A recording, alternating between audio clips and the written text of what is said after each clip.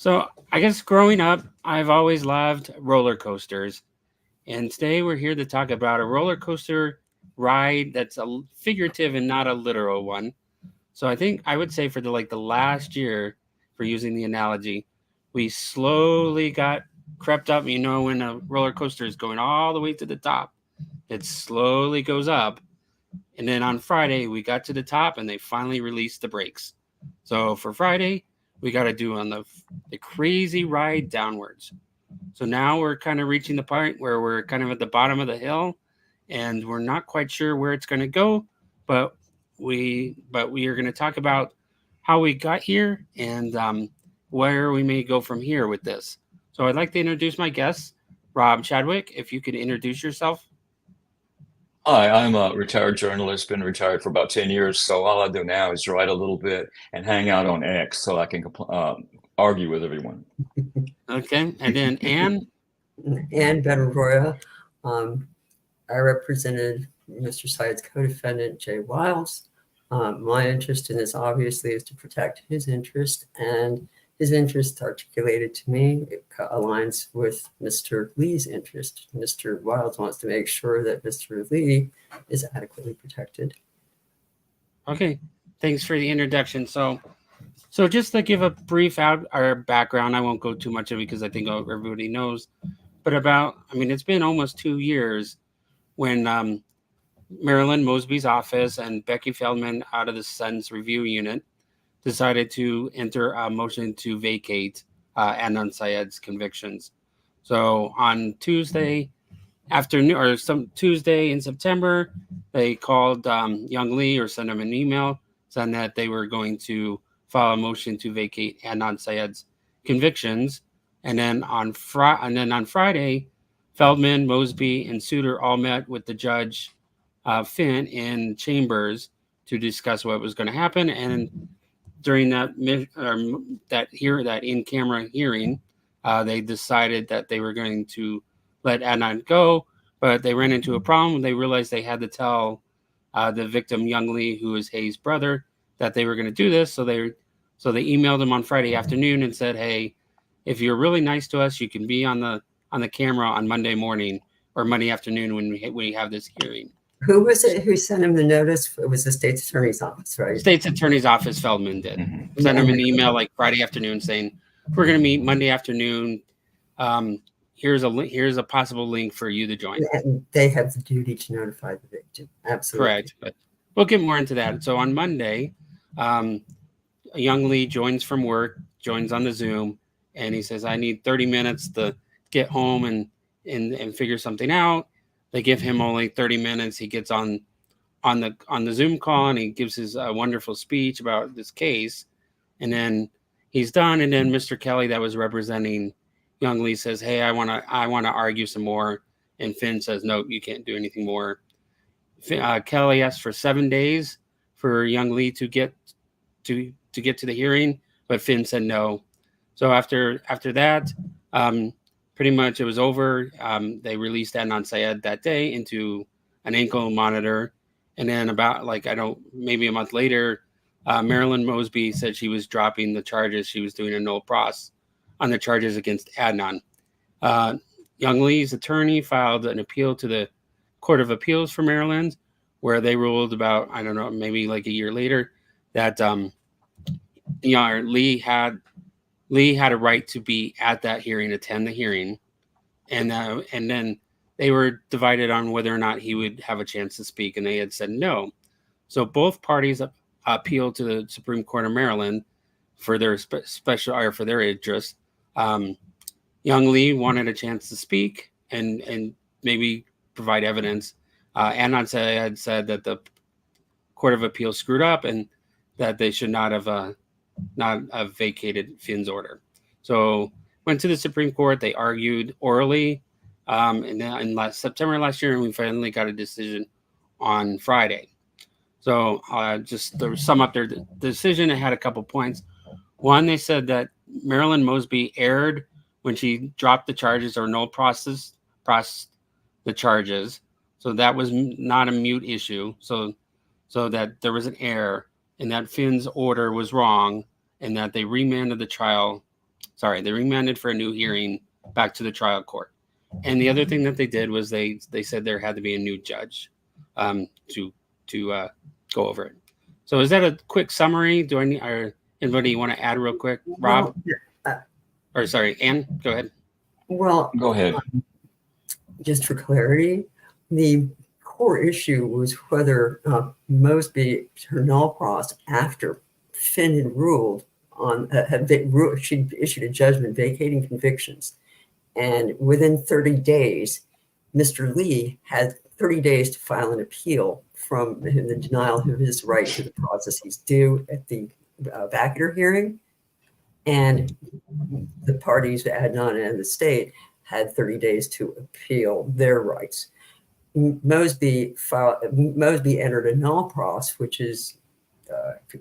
means that the state's attorney's office will not prosecute the existing indictment within the 30-day period. And that was one of the issues that that the Maryland Supreme Court addressed. The timing was very important, because if after the convictions had been vacated, that was a final judgment. Well, I won't go into it now because I don't know how much we want to go into that. There was a lot of technicality on that. Whether the real issue was whether Mosby's act was a legitimate act, and the fact that the vacatur ruling itself was fundamentally flawed made Mosby's act kind of a nullity. That was what the court. Their actions were so transparent. I mean, from the beginning to the end, the whole thing. They rushed to get the hearing. They didn't do all the things you do in a hearing. They, of course, they screwed over young Lee badly. And then when Mosby found out he was appealing, she deliberately malprosed the case before the courts of appeals could even say anything about it. That was so it was so transparent. It was just a fraud. Well, that was kind of one of the issues, was whether the null pros could. The real issue was whether the null pros was a valid prosecutorial act. Well, it wasn't, because the judicial act, Finn's ruling on the vacatur motion, was not a valid judicial act. And the reason, there were two reasons really, or two groups of reasons that that Finn's ruling was not a valid judicial act. The first was that it denied the victim the process he was due every possible way in terms of notice, opportunity to be heard, because he does have an opportunity to be heard, although not to relitigate the issues. Secondly, the way that, as Rob, as you said, the very sketchy, the way the procedure between the state's attorney, a vacatur proceeding is an adversarial proceeding, and the state's motion didn't mention anything about this alleged in-camera. There's no motion for in-camera review. Typically, we don't get in-camera review unless we ask for it. So where that came from, we have no idea. There's no motion for in-camera review. So we have this secretive, basically starter chamber proceeding for in-camera review, where there was allegedly, according to the Supreme Court, the state, I guess, provided some or disclosed some evidence to Judge Finn in camera, but that evidence was never made part of the record at the hearing on Monday. So Mr. Lee, nobody, the public, Mr. Lee, the parties, no one could dispute this alleged evidence because it doesn't exist as a matter of record. Exactly. Okay. They only said they had this in-camera review, and they said, well, there are two people that could have done, but we can't tell you who they are. They alluded to several things, but they refused to present the evidence. Well, you've got to present the evidence. If you're not ready to present the evidence, don't bring the case. Because it's an adversarial proceeding. And the other problem I've had from day one is there's no motion for in-camera reviewing. It's not as if courts just decide to in-camera review unless we have information that is per se or so obviously privileged or proprietary, or that falls within something that shouldn't be disclosed to the public or the parties, that only the judge should view. And then, of course, what type of in-camera review, because we have judge only in-camera review, and then we have judge with counsel and chambers in-camera review. And it looks like this was judge and both counsel were in chambers for this in-camera review, which Yeah. doesn't So really make sense because it's not in-camera review. If the, so Or for as me, I I would mean, put it, from the yeah. outside, I mean, it looked very shady. It looked like they just went to Chili's or something, and while ordering steak and salad, they were like, "Well, we better have a hearing on Monday." right, So they I mean, rang up Yeah. DOC and said we're going to circumvent all the enormous amount of bureaucracy that we have with DOC for releasing someone. That was the other thing that struck me as very odd. Was here this guy has the courtroom release without none of the formalities. Like typically we have a writ ordering release to the DOC, and then we have to wait around for that bureaucracy to manage it for a couple of days. I mean, the whole thing looks pre-planned. Like yeah, you guys said. and one of the It was, I footnotes it think, even yeah. talks about that. It looked like it was all kind of like shady and saying that that was where everything was determined. So Jessica had a question. What would be a judge-only camera review? Well, typically we do judge only, like with a stingray, when we have evidence that potentially could violate privacy, like individual privacy. Like, let me think of a better example. When we have a victim or a witness whose identity needs to be, who knowledge of that person's identity, a child witness or a confidential informant. There could be any number of reasons: privacy, proprietary information, like with Google, the algorithm for the geofence warrants. That type of information goes only to the judge. Counsel, one of the parties will submit it to the judge and say, please tell us whether we can disclose it, to what extent we can disclose it, and in a public proceeding, or whether we have to seal the proceeding. Like a warrant hearing, that's another example. It's sort of like in camera review. That's judge only. Okay. That's conventional in camera review. And we have to file a motion for that, though, and tell the judge why we judge this is proprietary, like the Google algorithm, or it's private, an autopsy. Okay. So yeah. So let's get back to some of the other parts of that ruling. Is what the victim's rights and whether or not Young Lee or somebody that represents him can talk. And so I guess they said that he gets a chance to talk. Like, so understanding the ruling that I read is that so the state will present their case, the defense will then make any arguments that they want to, and then the victim's family or attorney can then talk about the merit or what they talked about in the motion to vacate or in the court hearing. Correct. So would they get? I mean, would they get on the stand or do they just do it? Okay. So, yes, because the Becker in Maryland Constitution recognized, and Maryland's Victims' Rights Statute, which are both, they're independent but related, and Maryland Court Rules, all three levels, recognize the victim has a right to be notified and heard at any proceeding regarded that could affect the victim's rights vis-a-vis sentencing, and sometimes with the merits of a criminal matter. And the Becker ruling, not necessarily for vacating convictions, were necessarily addressing the sentence. So the victim has a right to provide the court with input and analysis on the merits, as you said, of the Becker ruling, but not the original. The victim can't try to relitigate the original trial.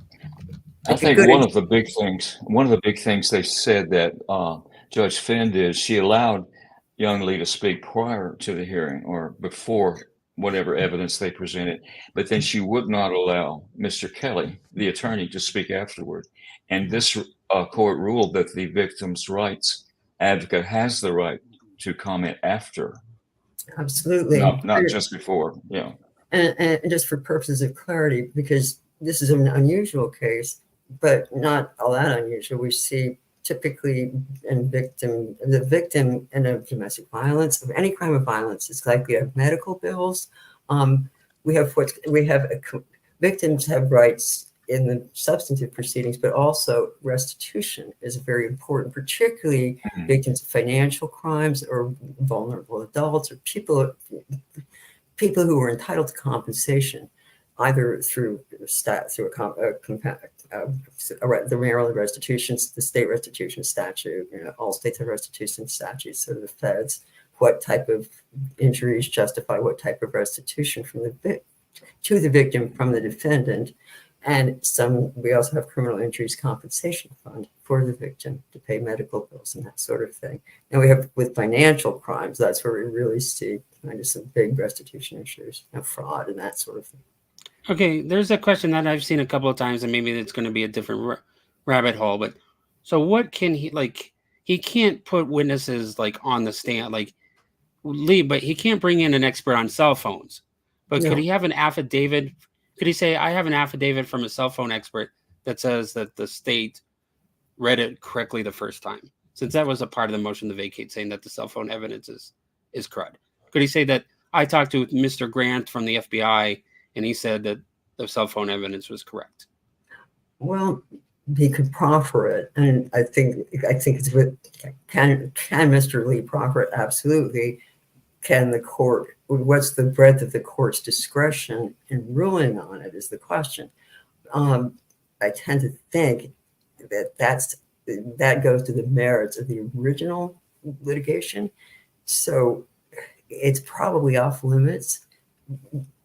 The victim points, Mr. Lee would point out that all of this stuff about the cell phone evidence is a non-issue. I mean, it's a non-issue. Right. There's nothing. That is moot. Yeah, it's all moot. Well, but it was brought up in the motion to vacate, so he can say, well.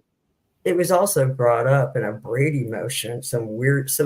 All these issues have been litigated previously, so they're either moot or collateral estoppel. I mean, if they've already been that stuff's already, the cell phone stuff has been ruled on.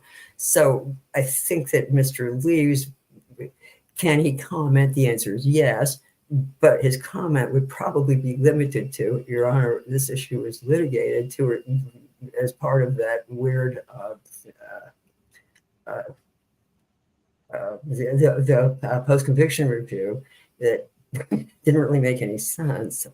It was litigated at that time as a quote-unquote Brady violation. So that's just, Your Honor, could we please clear the table? It's stopped. Don't consider it.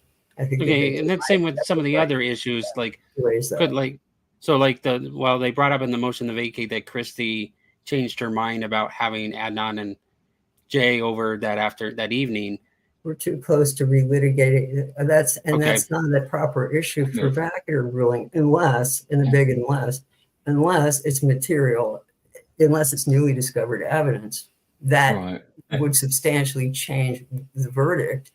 And I think I've made it clear to you guys, I think this is a felony murder verdict. I think that Mr. Syed was charged with felony murder and convicted with a felony murder, but he was sentenced for separate convictions, and that's probably a legal sentence.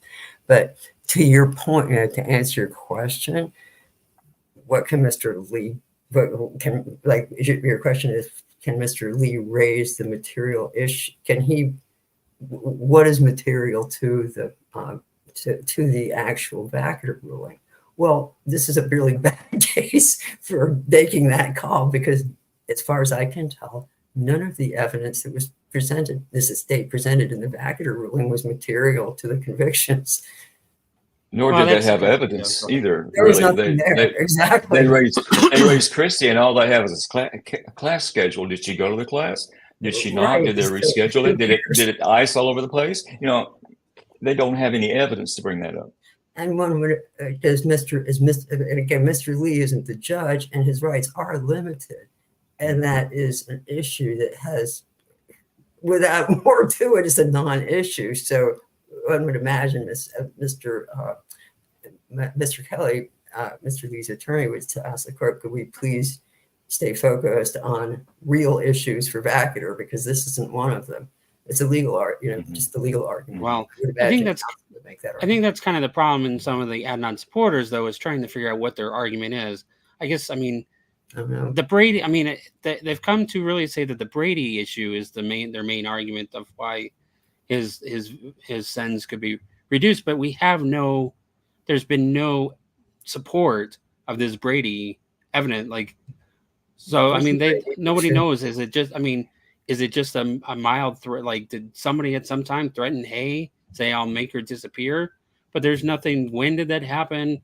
Who made? Like who made that argument? When did they make the argument? I mean, that's Right. never been disclosed, so nobody knows what their argument is. Well, the evidence, typically Brady and Giglio evidence, there's going to be a lot different, like different strands of, there will be more than one piece, and they kind of all fit together.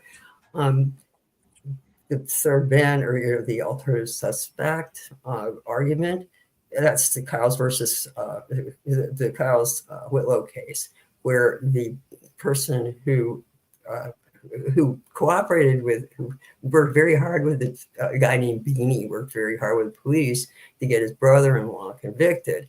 Well, it turns out Beanie was a suspect, but police eliminated him because he inserted himself into the investigation. And come to find out, of course, that Beanie was way more culpable than the police the police just want, and this is a problem that it's a real class race issue, because in the Cosby Whitlow case, we have a group of people the police clearly didn't care about, so they didn't investigate a really shoddy investigation, and they convicted Kyles, even though Beanie was a very totally viable alternative suspect by any standard, and the Supreme Court ruled it that way. And that's kind of, I mean, we could really get into the weeds about Brady issues, because like who withholds it and for what reason? Like when we have fabricated evidence, that's a different problem than evidence that the police didn't consider important at the time in good faith and didn't disclose to the prosecutors. The prosecutor didn't know about it, didn't disclose it to defense counsel. Technically, Brady does not require a showing of bad faith on the part of the prosecutor or the police, but it does require showing that the evidence was not disclosed to the defense, and that the evidence is material, and that it's exculpatory, and that it would affect the outcome, or at least one juror's mind, about the legitimacy of the convictions. Okay. So I guess, is there any more from the ruling that we want to talk about before we kind of move on to the next topic about what happens next? Anything you want to bring up first?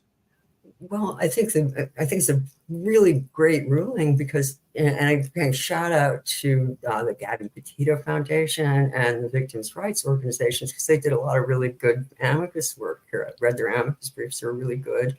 Mr. Kelly very well argued. The court tied the ruling here very carefully to the Maryland Constitution and our victims' rights statutes. So that I think it's a very good ruling. I just want to make that clear, that the ruling deals more with victims' rights than a flawed vacatur statute. On its face, the vacatur statute does not mention victims' rights at all, but every other statute that's related to it does. And the Supreme Court made that very nicely clear, I think. Okay. And I guess before we go, I see Jessica, I believe, asked a question, and Jason sort of replied about the United States Supreme Court. As far as I can tell, there's nothing that could tie this to SCOTUS at all. It's a Maryland case. There's nothing that would fall under federal law at all. Right. And the feds will always defer to the state on state law. And this is Maryland Constitution, Maryland victims' rights statutes and rules. There's no mention of the federal Constitution. I mean, we have our own, it's all we have our own due process clause in the Maryland Constitution. The Maryland Constitution is pretty much the beginning, middle, and end of this discussion. Things. Exactly. Okay, so I guess turning to where we're going to go forward on this, because I've gotten a lot of questions of like the timing of where things are going. So as of right now, Adnan is convicted of all the original charges, but his sentence has been stayed for the time being. Who is the one that, as we were trying to figure out, would the ACM, since they were the one that stayed it, would they lift the stay and put a time on, say that he's got to go back? Something's got to happen within 45 days or something like that. We need the court's mandates. I didn't have time to. It's a 140-some page ruling, and I didn't have time to read the mandates.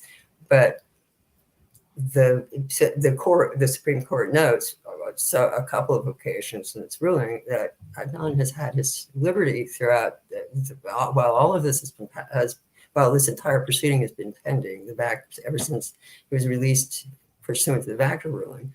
So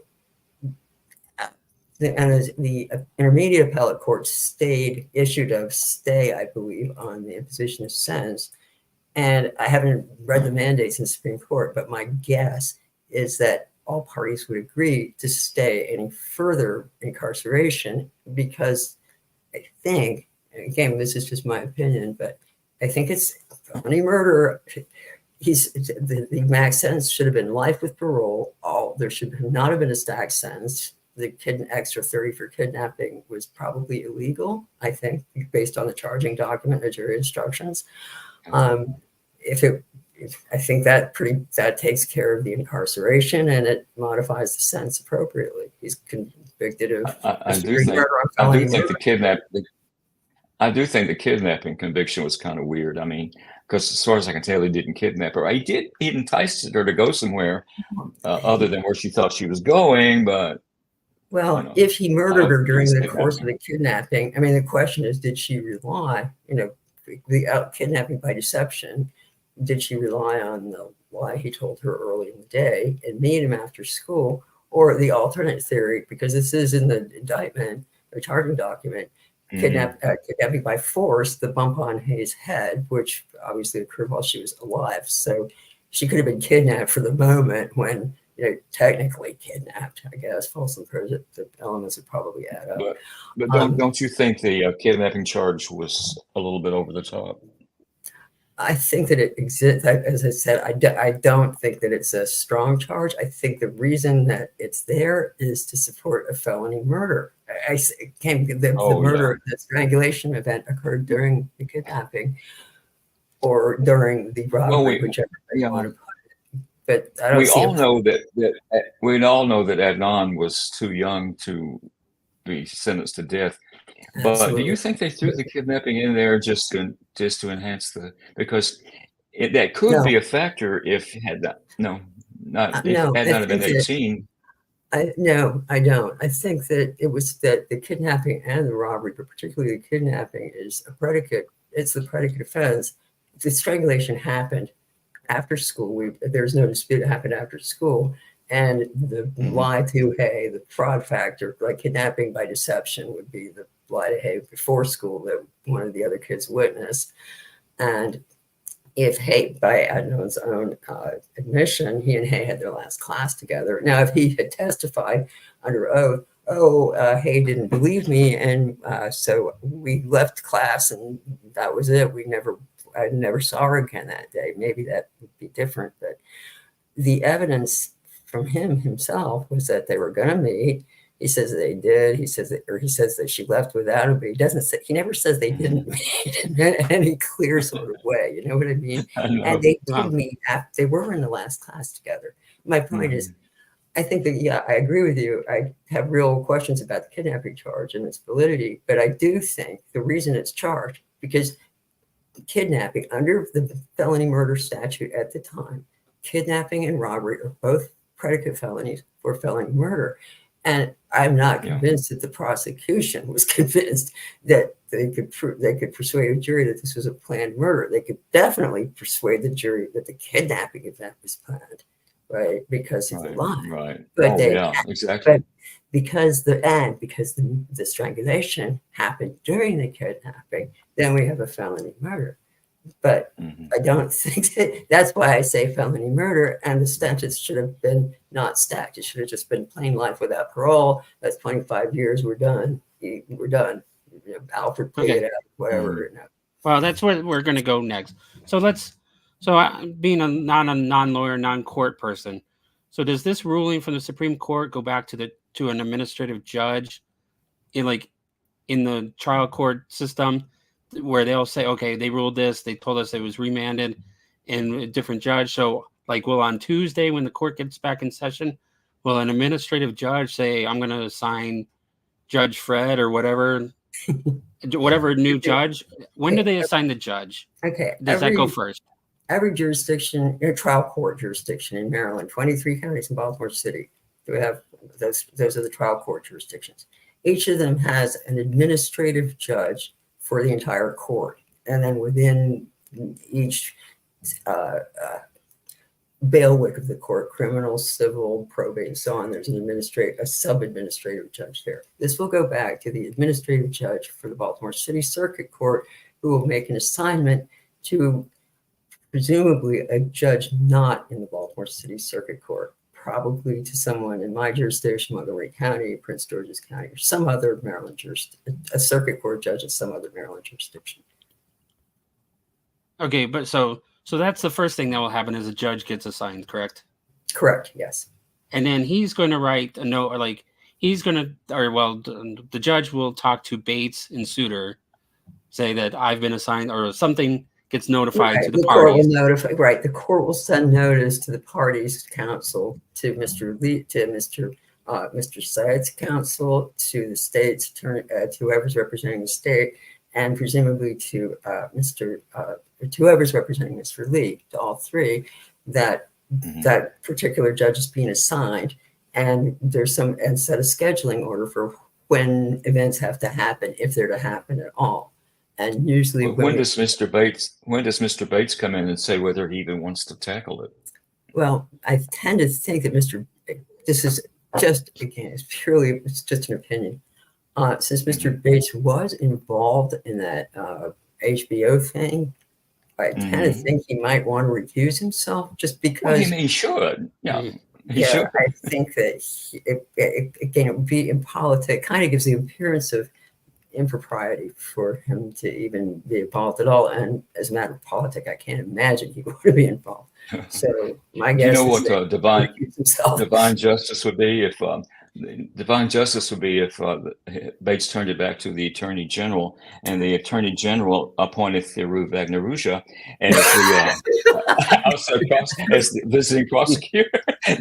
that would make Robbie turn over in her grave.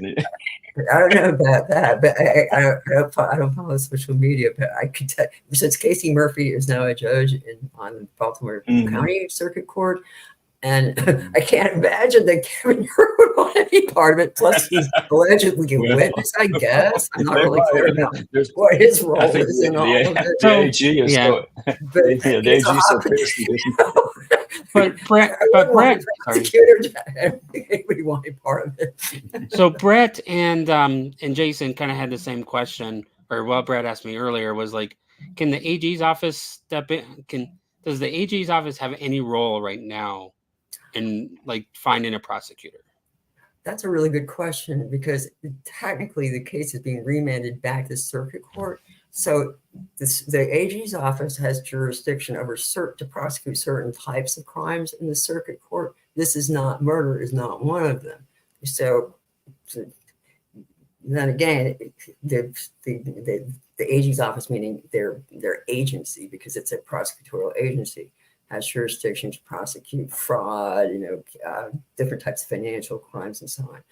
I don't know that the AG's office, that they're enabling statutes and constitutional enabling excludes the AG's office from prosecuting here this particular crime, because as I said, the AG's office can prosecute crimes at the trial level, and they do. They have exclusive jurisdiction over certain types of fraud cases and certain types of cases. So the short answer is maybe, and the state attorney or the AG's office might be the best prosecutor, because the others are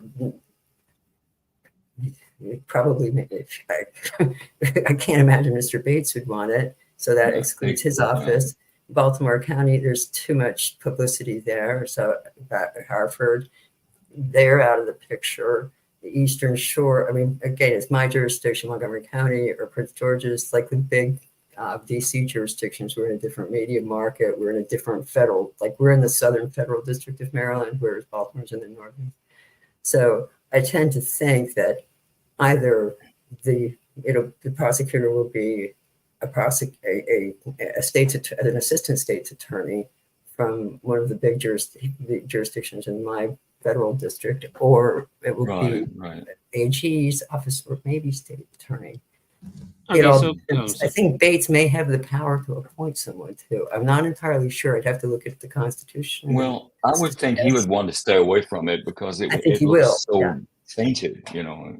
My guess is he would recuse himself and say to the judge, "You make the appointment. I want no further role in this." Okay. So that Because was what his I was office going is on the hook, right? I mean, Oh. his office is getting investigated. That's what the remand is supposed to do. So, okay, so let's go through some of the options that can happen, like in general. I mean, the one that we think, I mean, the one that the Adnan supporters want, which I don't think any of us think would happen, is they just the motion to vacate is in a form that's already in the court.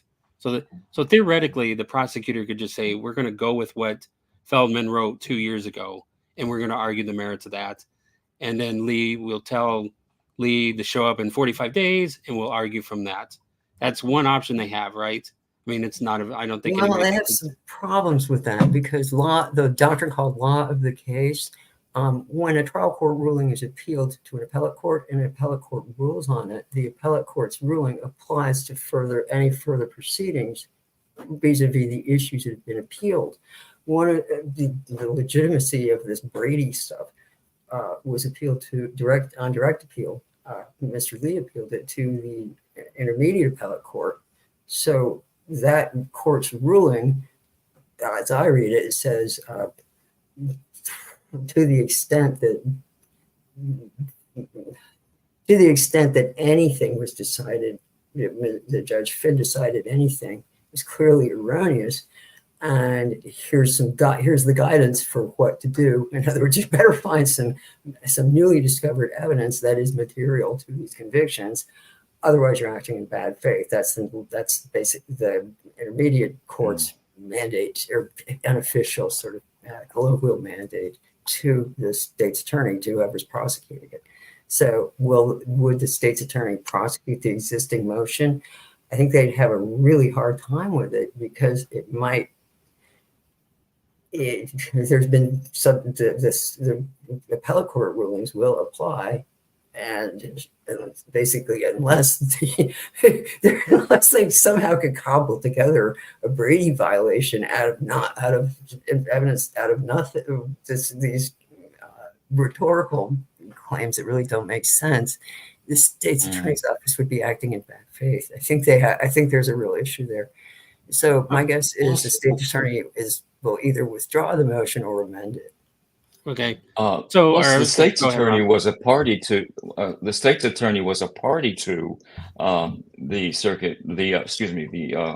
Supreme Court's decisions. Now, they were on Lee's side. They spoke at the oral arguments. They filed petitions in favor of young Lee. So how does that keep them from, or how does that impact their?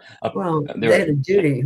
That's basically they're after the fact fulfilling a duty that they owed to Mr. Lee back when they first started the adventure in the Vacater hearing.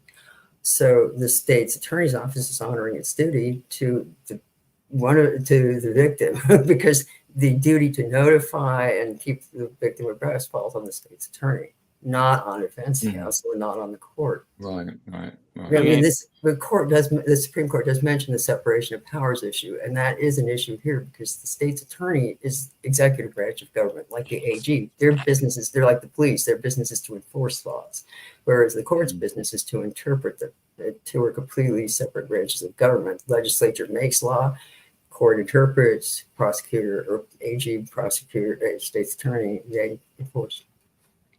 Okay, so I guess if they were going to do a full job, I guess it could be Bates, but probably a new prosecutor. So to me, I would think that couple of the things they could do is that they would come to you and I think there's 4 things they got to do, or maybe a couple more. They would come to Jay, like you and Jay, and say, does Jay still stick with the story that he helped bury the body? That's one. I think they then go to Jen and say, Jen, did Jay tell you about burying the body that night, and did you help him throw things away in the dumpster? And if does she still stick with that story? I would go to her and say, do you still stick with that story? I don't think that. I think that's going way too deep into the weeds on the merits. I don't think because we have to deal with newly discovered evidence. That's all old evidence. Well, but I think their point was that these people have changed, from the HBO or whatever. They were trying to say that Jen changed her story. So, But Was if it Jay, materially changed? Did she material change her She story? didn't. She really didn't. I well, mean, we need an affidavit from her saying that the burden of proof in a vacatur falls to the state. They're the proponent of the motion. So the question is not whether Jen's still whether on a TV show she might have been misquoted or something like that. The issue is really, in my mind, the issue is there any legitimate basis for vacating the conviction? Any of them. My position is it's a felony murder conviction, so I'd vacate everything. I'd resentence it. I just treat it as resentencing on the same indictment. no, but if they thought it had any merits, they would come to you and say, "Hey, has Jay Right. changed his story?" Well, I guess you can. Well, they would have asked. I think they would have tried to connect the dots between the police issues with Jay and how that impacted his testimony at trial. But there's been nothing at this point. That's a non-issue. Nobody's done that. I mean, why would they do that unless they were thinking about a new trial? I mean, and nobody wants a new trial. One of the bases for the vacatur statute is newly discovered evidence, and I suppose I think it's a hard row to hoe to say that Adnan's attorney did not know. I think she did. I think Christina very much knew that the police abused Jay's civil rights, that they violated them at the time. But, I could see sort of cobbling together an argument that kind of, especially in the wake of the gun trace task force issues and Mosby's request to the DOJ to investigate, Safe Streets investigation and all that, that started in 2015. I think that maybe, just maybe, the only issue with my client would be the police misconduct, but that drawing a nexus between the police misconduct toward my client, because that only impacts his rights, and Mr. Syed requires some showing that there has to be a factual nexus between those two, the constellations of facts, and the only nexus would be Mr. Wild's testimony at trial, which I don't see anything there.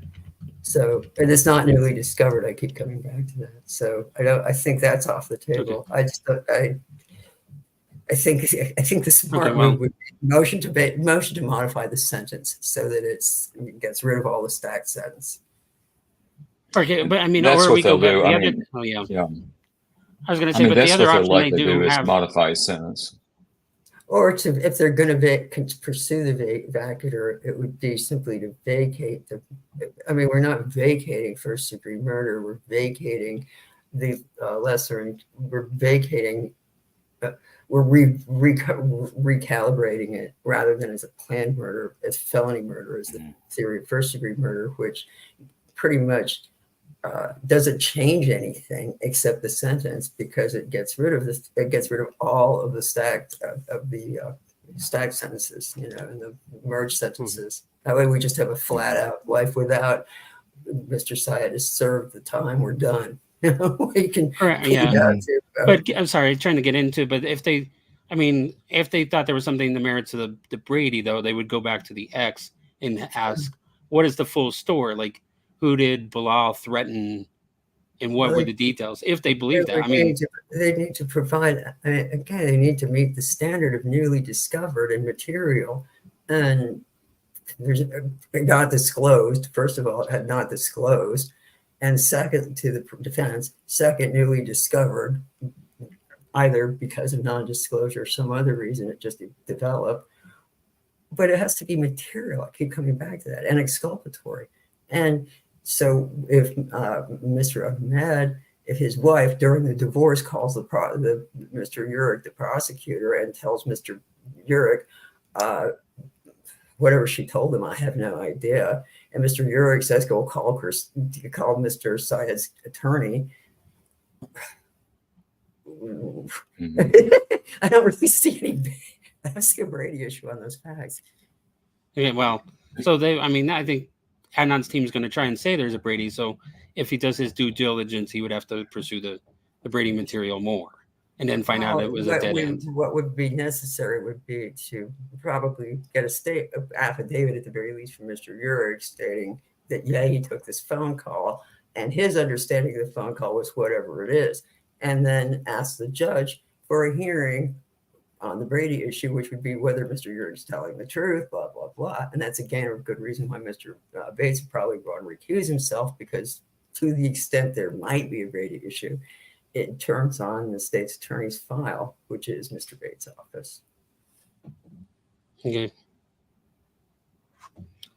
I'm trying to think. I think we kind of brought it up, and one of the questions was like, could Adnan do any? Could they offer like an Alfred plea to him? And I guess that gets back to, if they do the sentence modification, say, well, we think you're guilty of second-degree murder, or felony murder. Will you do an Alfred plea for that? But you have to vacate the convictions before you can offer a plea to get. Right. Remember, It would be between. A plea is guilty or not guilty. A plea simply means guilty or not guilty. That's all a plea means. The rest of the plea might be an agreement about sentencing, which charges, immunity, blah, blah, blah. But a plea simply means guilty or not guilty to the charges. That's all a plea is.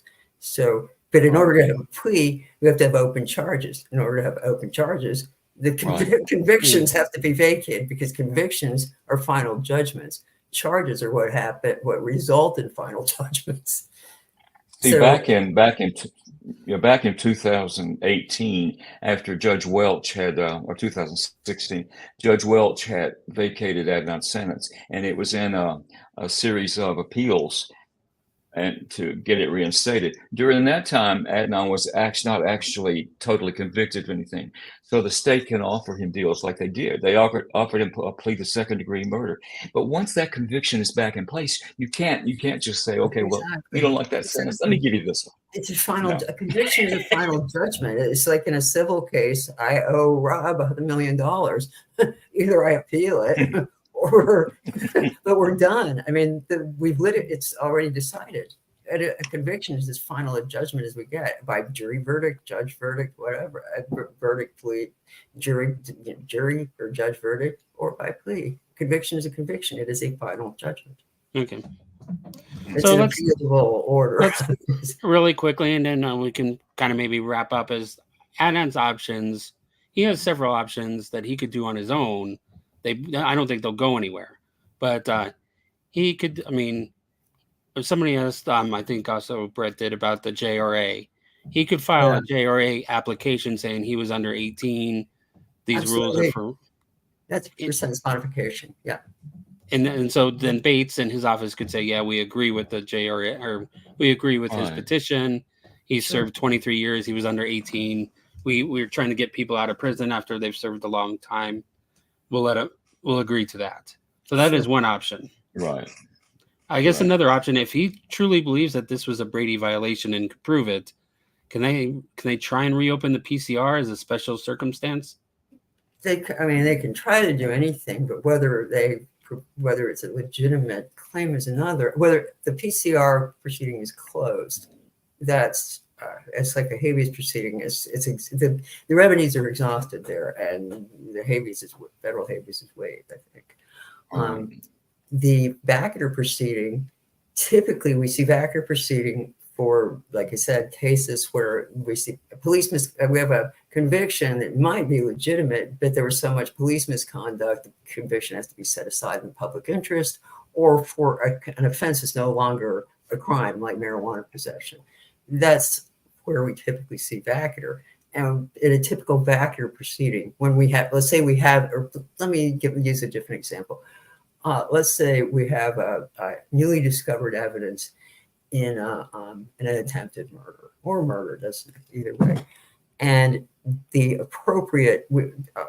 state is telling the defense, look, it looks to us like this was more of a second-degree murder grieved with bodily harm than first degree. Our evidence of first-degree plan, or whatever the theory of first degree is, we're not confident. So we're going to make a motion to vacate that judgment, and we're going to ask you to plead guilty to second-degree murder for time served. That's typically the way vacatur works. It works to correct unconstitutional or wrongful convictions with the least amount of damage to the victim, meaning the convicted person. Yeah. At this point, would you or would you not agree that really the only two options Adnan has, is a modified sentence, maybe through the JRA thing, Yeah. or of course parole? I mean, he's probably eligible for parole right now. So either of those two. Since he's on the street, I don't know that parole would be. I don't think that's a ripe issue. I don't think he's standing to request parole if he's not incarcerated. Mm. But it is. I think I totally agree. I think the Juvenile Restoration Act is the remedy, and that using that remedy, he's done. I mean, he's served his time. I don't think anyone would argue that they want to see him in jail. They want to see his liberty restricted. But I do think that the integrity of the process is really a big deal here, because maybe he's guilty of second-degree murder. I don't know. I've always had my doubts about it, but nobody's ever raised that argument. At this point, it's moot. That's not the theory of the vacater. The reason he and the state asked for it wasn't because it wasn't on intent. That's my issue. Mm-hmm. But nobody's ever raised that issue. So I just don't see the vacater going anyplace. I don't think it can. I mean, what judge is going to repeat that? What attorney is going to put that same evidence or lack of evidence up there to consider?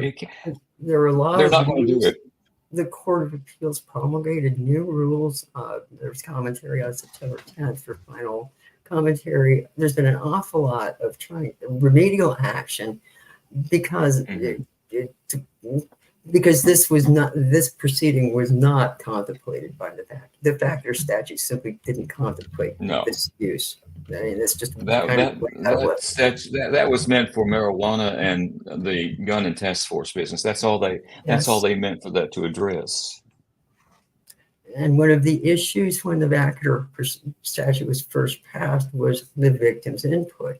Well, the statute itself doesn't mention victim input, but all the commentary does. The testimony at the time the statute was enacted, it was proposed in the legislature. There's a ton of testimony about victim information and about judicial review, because if the state can unilaterally file a vacater motion, vacate that amounts to a null process, like saying the state can take any conviction it wants in null process, which doesn't make any sense. The state cannot null process a final order. The state can only null process pending charges, and even then, it can only null process the pending charges if the null process doesn't violate anyone's constitutional rights or the process to do.